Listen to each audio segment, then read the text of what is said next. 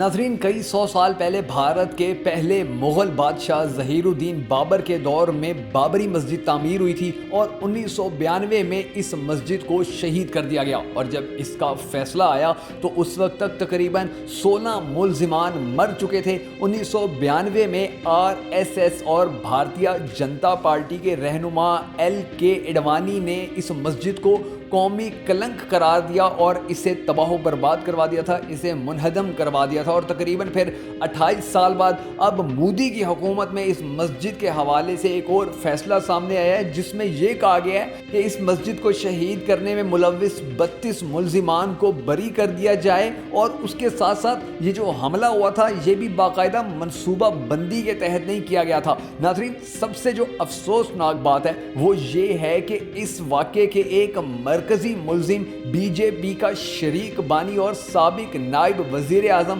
لال کرشن اڈوانی بھی ہے، جو مسلمانوں سے نفرت کے لیے شہرت رکھتا ہے، اور اس کو بھی اب عدالت نے چھوڑ دیا۔ یعنی کہ آپ اس چیز سے اندازہ لگا لیں کہ اس وقت بھارت کے اندر مسلمانوں کے ساتھ کیا جا رہا ہے، ان کی مقدسات کے ساتھ کتنا ظلم کیا جا رہا ہے، اور ان کے قتل میں ملوث، ان پر ظلم کرنے والے، ان کے خلاف نفرت پھیلانے والے لوگوں کو بھی وہاں کی عدالتیں باعزت بری کر رہی ہیں۔ یعنی کہ اب جو مودی حکومت ہے، جس طرح مودی پہلے اعلانات کرتا تھا، دھمکیاں دیتا تھا، اس کی جماعت مسلمانوں کے خلاف نفرت پھیلاتی تھی، اب باقاعدہ طور پہ ان کی عدالتوں میں بھی ان کا اتنا اثر و رسوخ ہو گیا ہے ہندوتوا کا کہ اب یہ لوگ مسلمانوں کے خلاف فیصلے بھی کروا لیتے ہیں اور مسلمانوں کی مساجد کو شہید کرنے والوں کو باعزت بری بھی کروا لیتے ہیں، جو کہ پوری دنیا کے مسلمانوں کے لیے بھی لمحہ فکریہ ہے کہ کس طرح بھارت کے مسلمانوں پر مظالم کیے جا رہے ہیں اور کس طرح ان کے جو حقوق ہیں ان کو پامال کیا جا رہا ہے۔ اب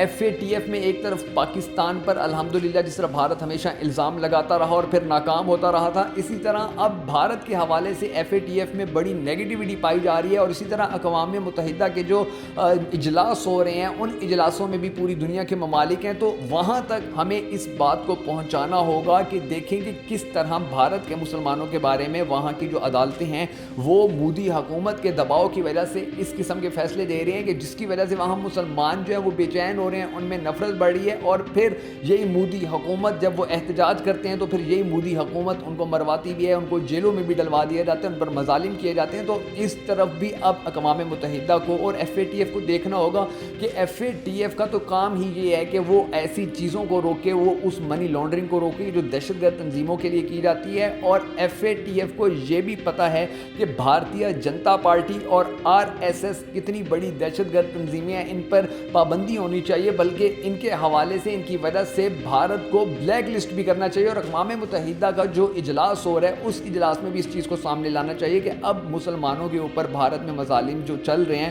ان کو ختم ہونا چاہیے، اور اگر ختم نہیں ہوتے تو پھر پوری دنیا کے مسلمان متحد ہو کر ایکشن لیں۔